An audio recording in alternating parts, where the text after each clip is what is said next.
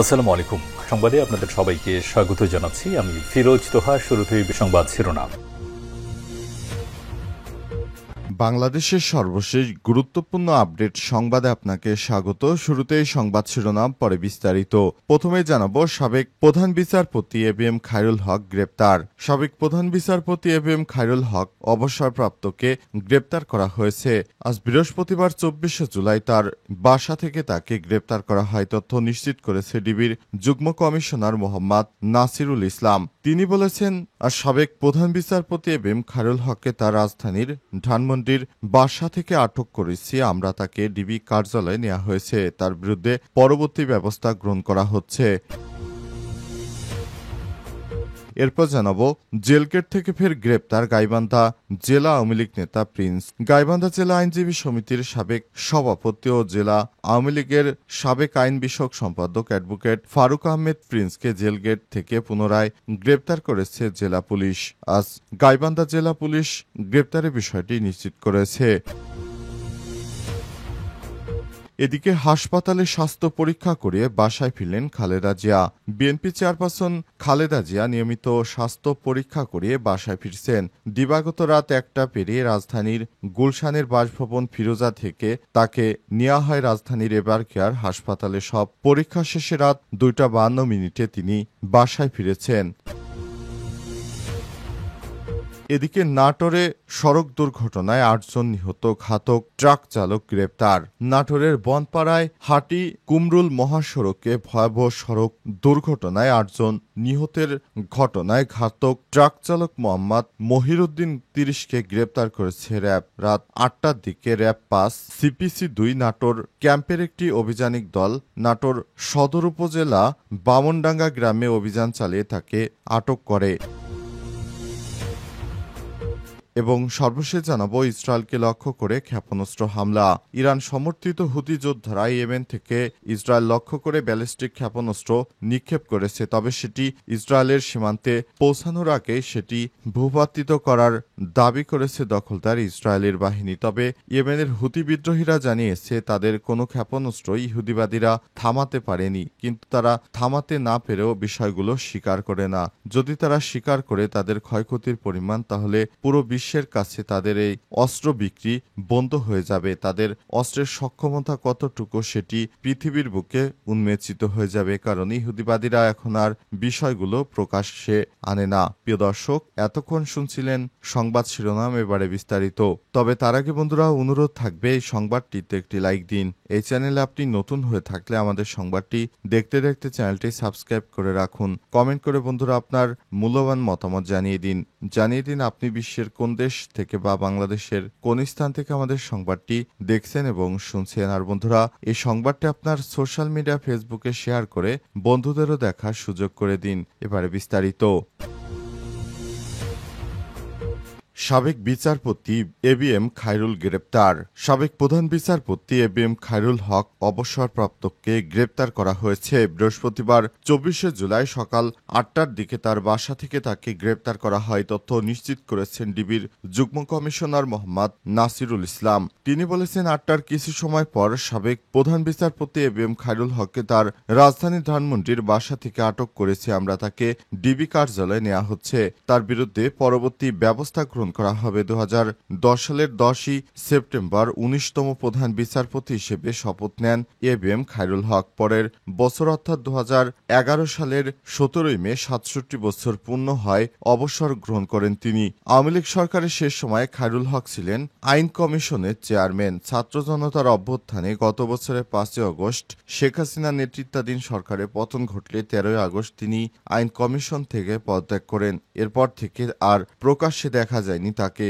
বিচারাঙ্গনে তুমুলভাবে আলোচিত সমালোচিত এই বিচারপতি কয়েকটি রায় চরম বিতর্ক সৃষ্টি করেছে। তিনি নিজে আওয়ামী লীগ সরকারের আমলে নানাভাবে সুবিধাপ্রাপ্ত হয়েছেন। তাকে প্রধান বিচারপতি করা হয়েছিল কয়েকজন জ্যেষ্ঠ বিচারপতিকে ডিঙিয়ে। প্রধান বিচারপতি থাকাকালে ত্রাণ তহবিলের টাকা গ্রহণ করে নিজের চিকিৎসা করে সমালোচিত হয়েছিলেন তিনি। অবসর গ্রহণ করার কয়েকদিন আগে তিনি ত্রয়োদশ সংশোধনী মামলায় তত্ত্বাবধায়ক সরকার ব্যবস্থা বাতিল করে দেন। এতে দেশে রাজনৈতিক সংঘাতের পথ উন্মুক্ত হয়। পাশাপাশি শেখ হাসিনার ভোট ডাকাতির চূড়ান্ত সুযোগ তৈরি করে দেয়া রাজনৈতিক একটি বিষয়কে আদালতের আওতাধীন করে শহীদ রাষ্ট্রপতি জিয়াউর রহমানকে স্বাধীনতার ঘোষক নন বলে রায় দিয়েছিলেন তিনি। এছাড়াও বিতর্কিত একাধিক বিচারপতিকে শপথ পড়ানো, আগাম জামিনের এখতিয়ার কেড়ে নেয়া, খালেদা জিয়াকে তার ক্যান্টনমেন্টের বাড়ি থেকে উচ্ছেদ করা এবং ক্ষমতার অপব্যবহার সহ নানা অভিযোগ রয়েছে তার বিরুদ্ধে। এবিএম খায়রুল হকের বিরুদ্ধে ইতিমধ্যে কয়েকটি মামলা হয়েছে। তিনি শেখ হাসিনার যতগুলো দালাল ছিলেন তাদের মধ্যে সবথেকে বড় দালাল হচ্ছে ইনি। জেলগেট থেকে ফের গ্রেপ্তার গাইবান্ধা জেলা আওয়ামী লীগ নেতা প্রিন্স। গাইবান্ধা জেলা আইনজীবী সমিতির সাবেক সভাপতি ও জেলা আওয়ামী লীগের সাবেক আইন বিষয়ক সম্পাদক অ্যাডভোকেট ফারুক আহমেদ প্রিন্সকে জেলগেট থেকে পুনরায় গ্রেপ্তার করেছে জেলা পুলিশ। বুধবার 23 জুলাই গাইবান্ধা জেলা পুলিশ এই গ্রেপ্তারের বিষয়টি নিশ্চিত করে। পুলিশের পক্ষ থেকে জানানো হয়, জেলার শান্তি শৃঙ্খলা রক্ষা ও অস্থিতিশীল সৃষ্টির চেষ্টার প্রতিরোধে পরিচালিত বিশেষ অভিযানের অংশ হিসেবে তাকে গ্রেপ্তার করা হয়। গ্রেপ্তার ফারুক আহমেদ প্রিন্স গাইবান্ধা সদর উপজেলা পৌর এলাকার পশ্চিমপাড়া গ্রামের মৃত হাফিজার রহমানের ছেলে। জানা গেছে, দীর্ঘদিন ধরে তিনি আত্মগোপনে ছিলেন। অবশেষে পুলিশের সদস্যরা প্রথমে তাকে গ্রেপ্তার করে, এরপর জামিনে তিনি ছাড়া পেলে আবার তাকে জেলগেট থেকে গ্রেপ্তার করা হয়েছে। শেখ হাসিনার সময় তিনি আওয়ামী লীগের রাজনীতির সঙ্গে যুক্ত থেকে এলাকার বাসীর মানুষকে খুব অন্যায় অত্যাচার করতেন। এ কারণে শেখ হাসিনা পালিয়ে যাবার পর তাকে আইনের আওতায় নিয়ে আসা হয়েছে। জানা গেছে, তিনি এর আগেও বেশ কয়েকটি কর্মকাণ্ডে যুক্ত হয়ে পড়েন। তিনি জুলাই অভ্যুত্থানের সময় বিতর্কিত কর্মকাণ্ড করে বসেন এবং সেই কর্মকাণ্ড করার কারণেই তাকে গ্রেপ্তার করা হয়েছে। জানা গেছে, তার গ্রেপ্তারের বিষয়টি অত্যন্ত কৌশলে আইন শৃঙ্খলা বাহিনী তাকে গ্রেপ্তার করে এবং তাকে হাসপাতালে ভর্তি করা হয়। তার স্বাস্থ্যের বিষয়েও চিকিৎসকরা চিকিৎসা দেন, কিন্তু কিভাবে তিনি যেন জামিন পেয়ে বেরিয়ে যান। অবশেষে তাকে আবারও গ্রেপ্তার করা হয়েছে। হাসপাতালে স্বাস্থ্য পরীক্ষা করে বাসায় ফিরলেন খালেদা জিয়া। বিএনপি চেয়ারপারসন খালেদা জিয়ার নিয়মিত স্বাস্থ্য পরীক্ষা করিয়ে বাসায় ফিরেছেন। 23 জুলাই দিবাগত রাত 1টা পেরিয়ে রাজধানীর গুলশানের বাসভবন ফিরোজা থেকে তাকে নেওয়া হয় রাজধানীর এভার কেয়ার হাসপাতালে। সব পরীক্ষা শেষে রাত 2:52 তিনি বাসায় ফেরেন।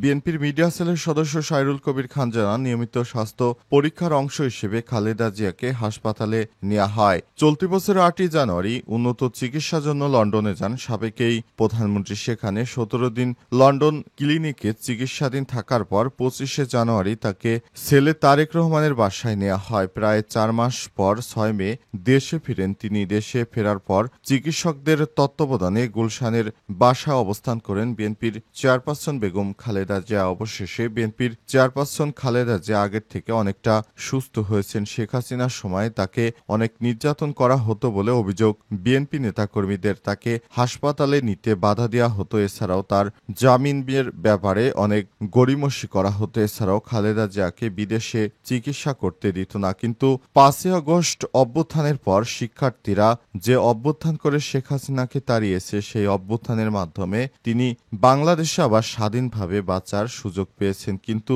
বিএনপি নেতাকর্মীরা বিষয়টিকে এখন আর স্বীকার করছে না। এটা অত্যন্ত দুর্ভাগ্যজনক ব্যাপার বিএনপির জন্য যে তারা এখন তাদের নেত্রীর সেই জেল জীবন পেরিয়ে এখন সুস্থ স্বাভাবিক জীবনে ফিরেছেন, আর এর জন্য ছাত্রদের অবদানকে বিএনপি নেতারা এখন আর স্মরণ করছে না। ইসরায়েলকে লক্ষ্য করে ক্ষেপণাস্ত্র হামলা।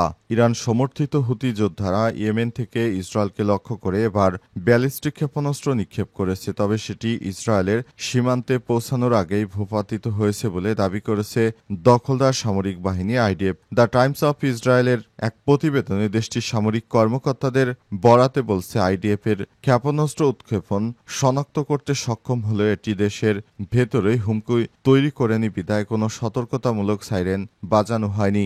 আইডিএফ আরও জানায়, উৎক্ষেপণের মুহূর্তেই ক্ষেপণাস্ত্রের গতি ও পথ শনাক্ত করা হয়েছিল। আমাদের পূর্বাভাস পেয়েছিলাম এই ইসরায়েলের ভূখণ্ডে পৌঁছাবে না। বাস্তবেই সেটি সীমান্তের বাইরে একটি নিরাপদ স্থানে ভূপাতিত হয়। আইডিএফ আরও জানায় এটি ছিল একটি মাঝারি পাল্লার ব্যালিস্টিক ক্ষেপণাস্ত্র, সম্ভবত বুরকান শ্রেণীর কোনো উন্নত সংস্করণ, যা অতীতে সৌদি আরব ও সংযুক্ত আরব আমিরাতকে লক্ষ্য করে নিক্ষেপ করা হয়েছিল। এ বিষয়ে এখন পর্যন্ত হুতিদের পক্ষ থেকে কোনো বক্তব্য পাওয়া যায়নি। তবে হুতিরা একটি বিষয়ে স্পষ্ট করেছে, তারা যে ক্ষেপণাস্ত্রগুলো হামলা চালাচ্ছে সেগুলো সরাসরি ইহুদিবাদী ইসরায়েলের কলিজায় আঘাত হানছে, কিন্তু ইহুদিবাদীরা সে বিষয়টি কখনোই স্বীকার করে না। তারা যদি এসব ক্ষেপণাস্ত্রের আঘাতের বিষয় স্বীকার করে, তাহলে পৃথিবীর অনেক দেশই বুঝতে পারবে ইহুদিবাদী ইসরায়েলের প্রতিরোধ সক্ষমতা অত্যন্ত দুর্বল। তাই তাদের এসব প্রতিরক্ষা প্রযুক্তি আর বিক্রি হবে না।